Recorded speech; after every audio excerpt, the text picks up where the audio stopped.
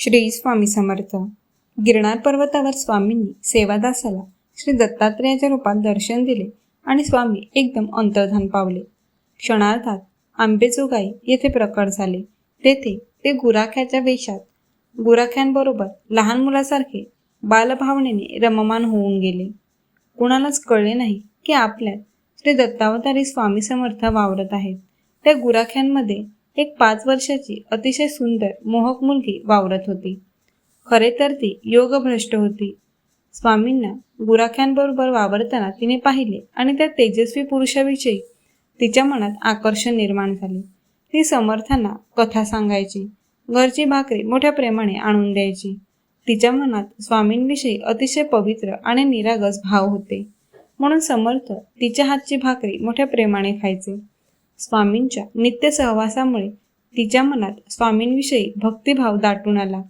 तिचे डोळे आता स्वामी कृपेने लकाकू लागले होते. तिचे मन स्वामीमय झाले होते. स्वामींना ह्याची कल्पना होती. स्वामींना रोज घरची भाकरी आणून नैवेद्य म्हणूनच ती अर्पण करायची आणि स्वामी त्या लहान गोंडस मुलीच्या हातचा भाकरीचा प्रसाद म्हणून मोठ्या प्रेमाने स्वीकार करायचे. अशा या स्वामी भक्त मुलीच्या आई वडिलांच्या मनात एक विलक्षण कल्पना चमकून गेली.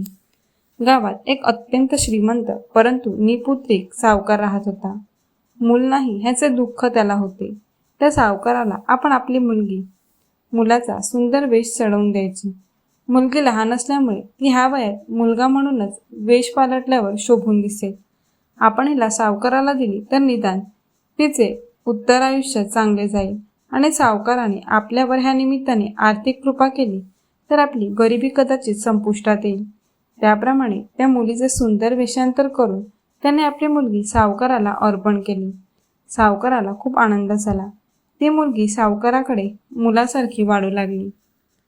स्वामींचे हजारो भक्त होते, परंतु सर्वात लहान भक्त म्हणजे ही 5 वर्षाची मुलगी होती.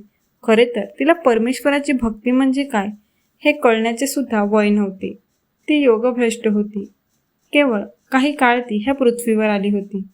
स्वामींच्या कृपेनेच तिला सन्मार्ग सापडणार होता.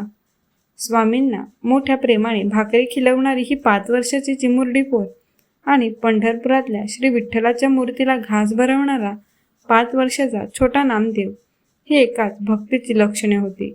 परमेश्वराला प्रत्यक्ष घास भरवणारे हे 2 छोटे भक्त श्रेष्ठ दर्जाचे उपासक होते.